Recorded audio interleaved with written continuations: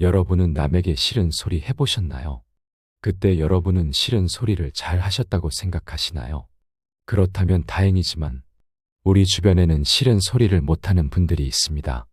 이분들은 다툼이 싫어서, 싫은 소리하기 미안해서, 부정적인 말하기 어려워서 등 많은 이유로 인간관계에서 손해를 보고 있습니다. 싫은 소리하는 것을 좋아하는 사람은 없겠지만 필요하다면 반드시 해야 인간관계가 힘들어지지 않습니다. 오늘은 여러분과 함께 싫은 소리 못하는 사람도 싫은 소리 하는 법, 현명하게 싫은 소리 하는 법에 대해 알아보려 합니다. 첫 번째, 긍정적인 부분을 먼저 말하라.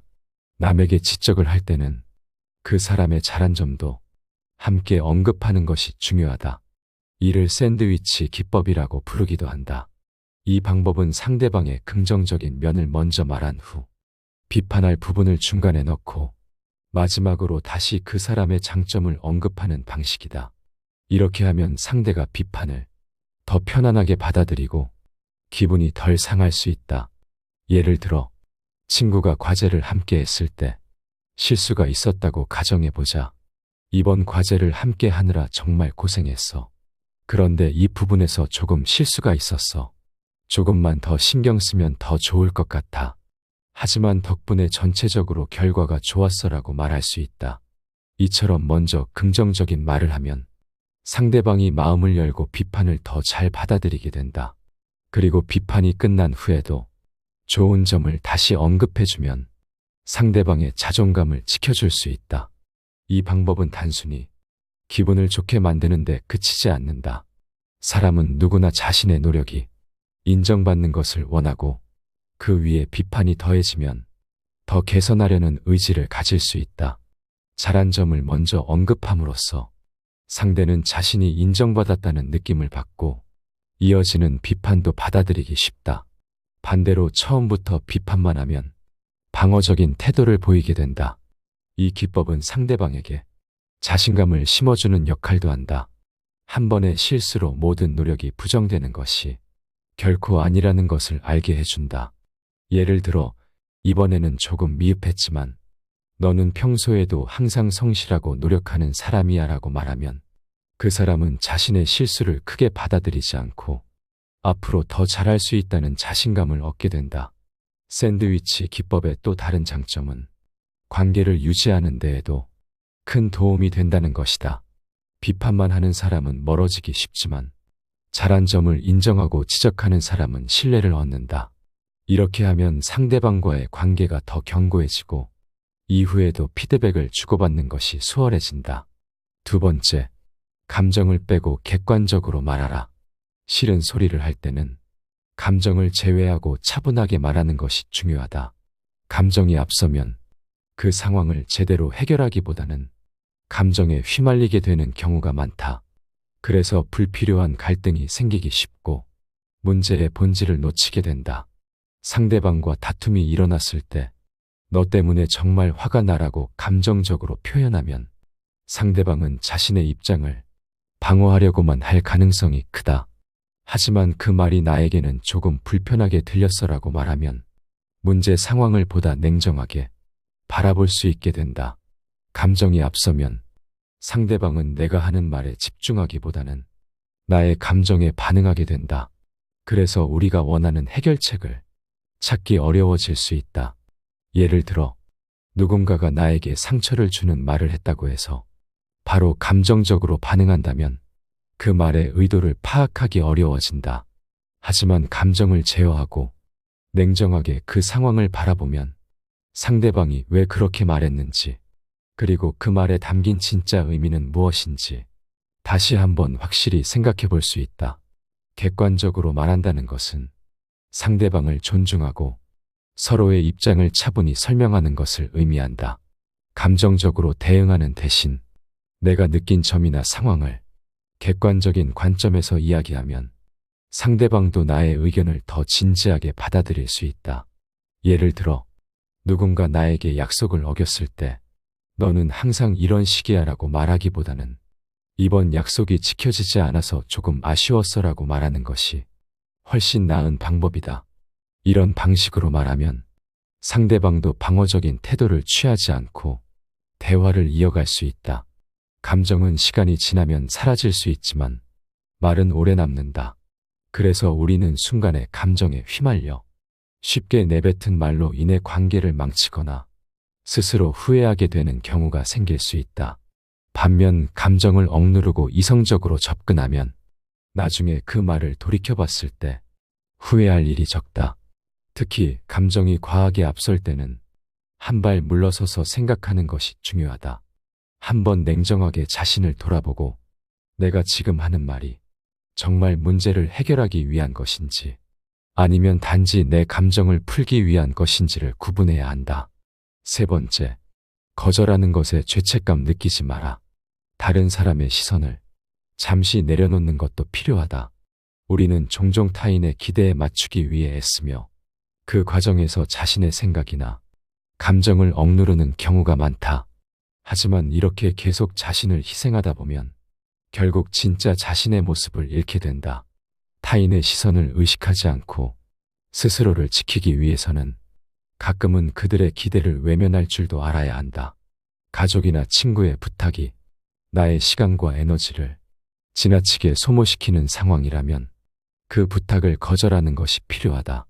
거절은 어려울 수 있지만 이를 단호하게 하지 않으면 결국 나만 손해를 보게 된다. 이런 상황에서 거절이 부담스럽다면 나도 돕고 싶지만 지금은 내가 해야 할 일이 많아서 도와줄 수 없어라고 부드럽게 말하는 것이 좋다. 이 말은 상대에게 배려하는 동시에 내 자신을 우선시한다는 메시지를 전달할 수 있다. 사람들과의 관계에서 싫은 말을 하지 못하는 것은 결코 좋은 습관이 아니다. 싫은 소리를 할 줄 아는 것이 오히려 중요한 능력이다. 상대방의 감정을 상하지 않게 하면서도 내 의견이나 권리를 지키는 방법을 익히는 것이 필요하다. 사람들이 나에게 쉽게 부탁하거나 내가 항상 양보하는 사람이 될 필요는 없다. 중요한 것은 내가 나를 소중하게 여기는 방법을 배우는 것이다. 나의 감정을 숨기고 억누르는 것보다는 솔직히 표현하는 것이 더 나은 관계를 만들 수 있다. 물론 타인을 배려하는 것도 중요하지만 그보다 먼저 나 자신을 배려하는 것이 더 우선이다. 또한 싫은 소리를 할 때 너무 미안해하거나 죄책감을 느낄 필요는 없다. 나는 나 자신의 감정과 시간을 지킬 권리가 있다. 싫은 말을 잘 못하는 사람이라면 작은 연습부터 시작해보는 것이 좋다. 거절을 하거나 자신의 의견을 표현하는 방법을 자주 연습하면서 조금씩 자신감을 키우는 것이 중요하다. 그렇게 하면 더 이상 남에게만 맞추는 사람이 아니라 나를 존중하는 사람으로 변할 수 있다. 네 번째, 공격적으로 안 해도 된다. 하거나 관계가 나빠질까 걱정하기 때문이다. 하지만 꼭 공격적으로 말하지 않아도 자신의 의견을 충분히 표현할 수 있다. 예를 들어, 내 말은 틀렸어라고 직접적으로 말하기보다는 이 부분에 대해 나는 다른 생각을 가지고 있어. 또는 내 의견은 조금 다르다라고 말하는 것이 상대의 의견을 존중하면서도 나의 입장을 전달하는 더 좋은 방법이다. 이렇게 말하면 상대방의 기분을 상하게 하지 않으면서도 자신의 생각을 확실하게 밝힐 수 있다. 중요한 것은 감정을 억제하고 그 상황의 사실에만 집중하는 것이다. 특히 상대방의 행동이나 말을 공격하지 않고 그로 인해 내가 느끼는 감정을 솔직하게 표현하는 방식이 훨씬 더 효과적이다. 내가 잘못했다라고 단정 짓는 대신 이 상황에서 나는 조금 불편함을 느꼈어라고 말하면 불필요한 감정 싸움을 피하고 더 나은 대화를 이끌어낼 수 있다. 감정을 억누르고 상대방을 비난하는 대신 나의 느낌과 생각을 차분하게 전달하는 것이 핵심이다. 예를 들어, 너는 항상 그런 식이야 같은 말은 상대를 방어적으로 만들기 쉽다. 대신 이럴 때 나는 이런 식으로 느껴라고 말하면 상대가 더 이해하기 쉽고 받아들이기도 쉬울 것이다. 또한 상대방의 잘못된 행동을 지적할 때에도 그 행동 자체가 아닌 그로 인해 내가 어떤 영향을 받았는지 말하는 것이 중요하다. 너 때문에 화가 나라고 말하는 것보다 이런 일이 있어서 내가 좀 속상해라고 말하는 것이 더 건설적이다. 그렇게 하면 상대방도 더 나은 방법으로 상황을 이해하고 문제를 해결하려 할 것이다. 이처럼 싫은 소리를 할 때 직접적인 공격을 피하면서도 나의 입장을 전달하는 것이 가능하다. 중요한 것은 상대방을 비난하지 않으면서도 나의 감정을 솔직하게 말하는 것이다. 감정적으로 대응하는 대신 나의 느낌을 차분하게 표현하고 상대방도 자신의 입장을 이야기할 수 있도록 여지를 주는 것이 바람직하다. 싫은 소리를 하는 일은 때때로 쓴 약을 주는 것과 같다. 아무도 쓴 약을 좋아하지 않지만 건강을 위해 꼭 필요한 경우가 있다. 이 약을 어떻게 주느냐에 따라 그 효과가 달라진다. 억지로 입을 벌려 약을 들이붓는다면 상대방은 반감만 가지게 될 것이다. 그러나 부드럽게 손을 내밀어 스스로 약을 먹도록 유도한다면 그 쓴맛도 받아들일 수 있게 된다. 싫은 소리를 할 때도 이와 같다. 상대방이 스스로 받아들일 수 있도록 하는 것이 중요하다. 5번째, 상대방을 미안하게 만들어라. 상대방에게 싫은 소리를 할 때는 비난 대신 공감을 요청하는 것이 더 좋다. 예를 들어 친구가 자꾸 약속 시간에 늦는다면 그것을 바로잡는 것이 쉽지는 않지만 꼭 필요한 일이다. 이럴 때 너는 왜 항상 늦기만 하냐라고 비난하는 것보다는 나는 내가 제 시간에 와줬으면 좋겠어. 매번 기다리는데 조금 서운하네라고 부드럽게 요청하는 것이 훨씬 더 효과적이다. 이런 방식은 상대방을 탓하지 않으면서도 나의 요구를 전달할 수 있는 좋은 방법이다. 중요한 것은 불편한 상황에서 벗어나고 그것을 솔직하게 말하는 것이다. 만약 말하지 않고 참고 넘기기만 하면 언젠가 그 감정은 폭발하게 마련이다. 작은 문제를 해결하지 않고 넘기면 그것이 쌓여서 더 큰 갈등으로 이어질 수 있다. 따라서 문제가 작을 때 감정이 커지기 전에 해결하는 것이 현명하다. 우리는 종종 불만을 말하지 않고 참고 넘어가는 것이 좋은 해결책이라고 생각하지만 사실 이는 잘못된 생각이다. 마음속에 불편한 감정을 쌓아두면 그것은 결국 더 큰 문제를 불러일으킨다. 작은 문제일 때에는 오히려 솔직하게 말하고 대화를 통해 해결하는 것이 좋다. 그렇게 하면 서로의 감정을 이해할 수 있고 관계도 더 건강하게 유지될 수 있다. 말을 하지 않고 계속 참는 것은 결코 좋은 방법이 아니다. 감정을 속으로만 억누르면 그로 인해 더 큰 상처를 받게 되고 결국 서로에게도 해가 된다. 친구와의 관계에서도 마찬가지다. 상대방이 불편하게 만드는 행동을 계속 참는 것은 오히려 관계를 망칠 수 있다. 따라서 불만이 생겼을 때에는 바로 이야기를 나누고 해결하는 것이 중요하다. 예를 들어 누군가가 나에게 상처를 주는 말을 했을 때 그 순간 바로 얘기하지 않으면 그 말은 나에게 오래도록 남아 나중에 더 큰 갈등을 만들 수 있다. 그때 그 말이 조금 불편했어라고 즉시 표현하는 것이 더 나은 대화를 이끌어낸다. 이런 방식은 상대방도 상처를 주려는 의도가 아니었음을 설명할 기회를 주며 오해를 빨리 풀 수 있게 도와준다. 6번째, 모호하지 않게 구체적으로 말하라. 문제를 지적할 때는 구체적으로 말하는 것이 중요하다. 막연하고 애매한 표현은 상대방이 정확히 무엇을 고쳐야 할지 알기 어렵게 만든다. 따라서 말하고자 하는 내용은 명확하고 구체적으로 전달해야 한다. 예를 들어 너는 왜 그렇게 무책임해? 라고 말하는 것은 너무 일반적이고 상대방이 무엇을 고쳐야 하는지 알기 어렵다. 하지만 이번 회의 준비가 부족해서 진행이 원활하지 않았어라고 어떤 부분에 문제가 있었는지 구체적으로 말하면 상대방은 자신의 실수를 더 분명히 인식하고 개선할 방향을 찾을 수 있다. 모호한 표현은 오해를 불러일으키기 쉽다. 사람은 누구나 자신의 행동에 대해 평가받을 때 민감할 수밖에 없다. 그래서 너무 일반적인 말로 비판을 하면 상대방은 정확히 무엇을 고쳐야 하는지 알지 못해 당황하거나 불쾌함을 느낄 수 있다. 예를 들어 넌 항상 문제가 많아라고 말하면 상대방은 무슨 문제를 지적하는지 이해하지 못한 채 기분만 상할 수 있다.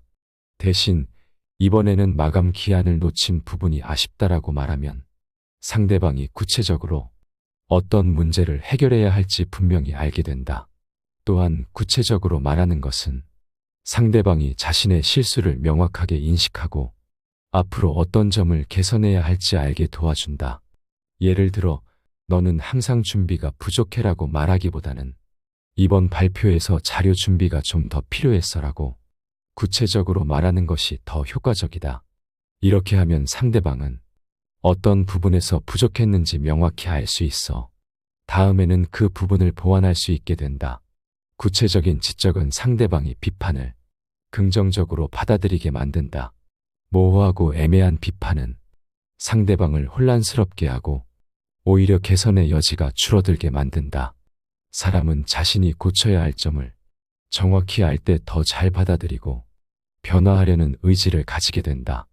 따라서 비판을 할 때는 상대방이 어떤 부분에서 문제가 있었는지 분명히 알려주는 것이 중요하다. 더 나아가 구체적으로 말하는 것은 상대방에게 비판을 더 쉽게 받아들이게 해준다. 모호한 지적은 안 하는 것이 낫다. 너는 왜 그렇게 무능력해? 라고 말하는 것은 상대방에게 혼란과 불쾌함을 줄 뿐 아니라 도대체 뭐 때문이지? 라는 생각과 함께 그 말을 받아들이기 어렵게 만든다. 반면 이번 보고서에서 자료 정리가 조금 미흡했던 것 같아라고 말하면 상대방은 무엇을 고쳐야 할지 분명히 이해하고 개선할 수 있는 여지를 찾게 된다. 7번째, 타협점을 찾아라. 상대방에게 불편한 이야기를 할 때 다툼을 피하려면 서로 양보할 수 있는 방법을 찾는 것이 중요하다. 자신의 주장만을 밀어붙이는 것보다는 상대방의 입장을 이해하고 그 상황에서 함께 해결할 수 있는 방법을 모색하는 태도가 필요하다. 무조건 자신의 의견만 옳다고 주장하는 것은 오히려 갈등을 키울 수 있으니 대화를 통해 중간 지점을 찾는 노력이 필요하다. 예를 들어, 친구가 자주 약속을 지키지 않는 상황을 생각해보자. 이런 경우, 왜 약속을 지키지 않는 거야? 라고 화를 내며 따지기보다는 너도 많이 바쁘겠지. 다음번엔 서로 편한 시간에 약속을 잡아볼까? 라고 제안하는 것이 좋다. 이렇게 말하면 상대방은 자신의 행동을 돌아보고 그 상황을 개선하려는 마음을 가지게 된다. 동시에 문제를 해결할 수 있는 가능성도 커진다. 서로에게 맞는 방법을 찾아가는 과정에서 불필요한 다툼을 피할 수 있다. 타협점을 찾는 대화는 상대방과의 관계를 개선하는 데도 도움이 된다.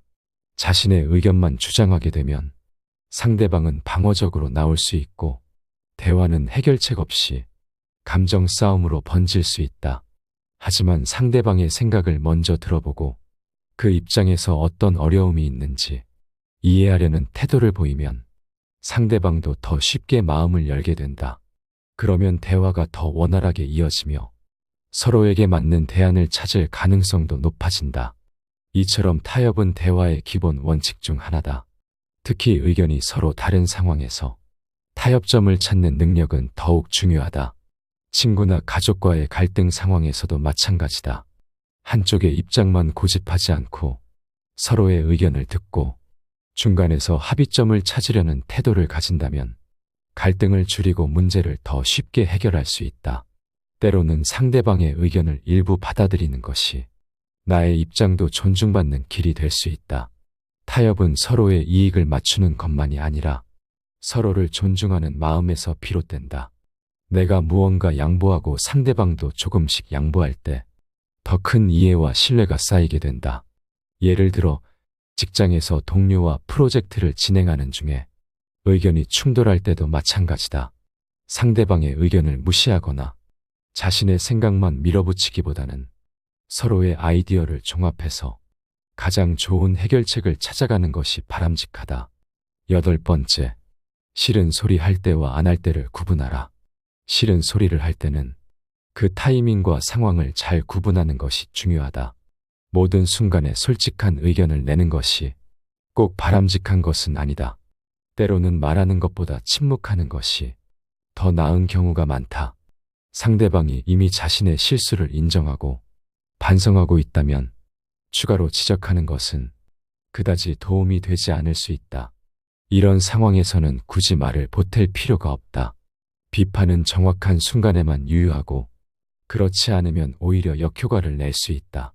예를 들어 친구가 이미 자신의 잘못을 깨닫고 미안해하고 있다면 그때 굳이 그 문제를 다시 꺼내 비판하는 것은 불필요하다.